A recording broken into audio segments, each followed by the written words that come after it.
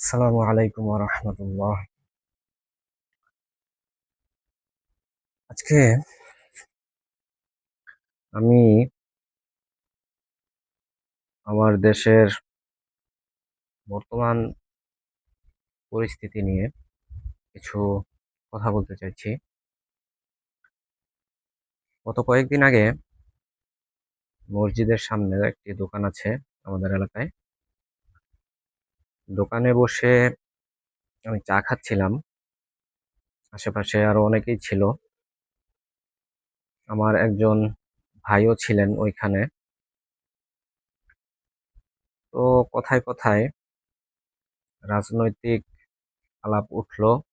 তখন তিনি বলছিলেন,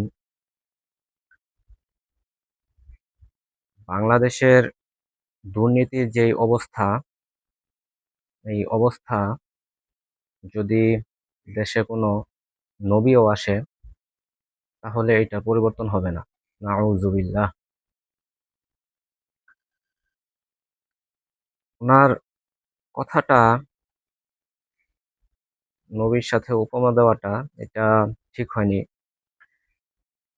স্বাধীনতার পর থেকে এখন পর্যন্ত আমাদের বাঙালিদের মন মানসিকতা এতটাই নষ্ট হয়ে গেছে যে আমরা যদি সুযোগ পাই তবে আসলে কেউই ছাড় দেই না। সুযোগ পেলে সবাই নিজের লাভটাই আগে চিন্তা করে, সাধারণ মানুষ বা দেশের মানুষের কথা কখনো চিন্তা করে না। বৃষ্টি হলে সাধারণ রিক্সা ভাড়া 10 টাকা, রিক্সা ভাড়া হয়ে যায় 20 টাকা। মাইলস্টোনে কিছুদিন আগে যে দুর্ঘটনা ঘটলো, সেখানে আমরা কি দেখলাম, সাধারণ 20 টাকার একটা পানির বোতল সেটা হয়ে গেল 800 টাকা বা 1000 টাকার মতো সেটা বিক্রি হয়েছে। আমরা যখন লাশগুলো নিয়ে তুলে তুলে যাচ্ছিলাম তখন যানবাহনের ভাড়া যেখানে আমরা 50 টাকা দিই, 40 টাকা দিই, সেই ভাড়া হয়ে গেছে 1000 টাকা। যেই পানির বোতল আমরা কিনে 80 টাকা, 40 টাকা, সেই পানির বোতল হয়ে গিয়েছে 600 টাকা। তো ভাই, এই হচ্ছে আমাদের মন মানসিকতার পরিস্থিতি। এখন এইটার দোষ তো আর সরকারকে দিয়ে লাভ নেই, এটা দোষ আমাদের সবার। এখানে কোনো নবীরও প্রয়োজন নেই বা অন্য কোনো আল্লাহর অলিরও প্রয়োজন নেই। এটা যদি সরকারের সদিচ্ছা থাকে তাহলে সরকারই এটা করতে পারবে। দেখেন ভাই, সাধারণ মানুষের সরকারের কাছে যে চাহিদা সেটা হচ্ছে জিনিসপত্রের দাম হাতের নাগালে থাকা, আর কখনো যদি আমাদের কোনো প্রয়োজন হয় মামলা মোকদ্দমার দ্বারস্থ হতে হয়, তাহলে যাতে আমরা সঠিক বিচারটা যাতে পাই, এটাই হচ্ছে আমাদের চাহিদা সাধারণ জনগণের, আমার মনে হয় আর কি। এখন আমি যদি বিপদে পড়ি, সরকার তো আর আমাকে 5,000 টাকা দিয়ে যায় না কখনো। বলে না যে নে, তুই তো বিপদে পড়লি, এখন উদ্ধার হ, 5,000 টাকা নিয়ে চল, তো পরে আবার দিয়ে দিস। সরকার কিন্তু আমাকে এটা কখনোই বলে না। আমার সরকারের কাছে চাহিদাই ওই দুইটা জিনিস। আজকে দেশের বিচার ব্যবস্থার এতটাই দুরবস্থা, আমার পারিবারিক ভাবে 2টি মামলা চলছে। এখন প্রথম যে মামলাটি, আমার চাচাতো বোনকে হত্যা মামলা, এই মামলাটির রায় হয়েছে গত সম্ভবত 2008 কি 9 সালে। ওনার হাজবেন্ডের ফাঁসির রায় হয়েছে। তো এখন আজকে হচ্ছে 2025 চলে। দেখুন, প্রায় 14-15, হ্যাঁ 16 বছরের মতো চলে গেল একটা মামলা রায় হওয়ার পর।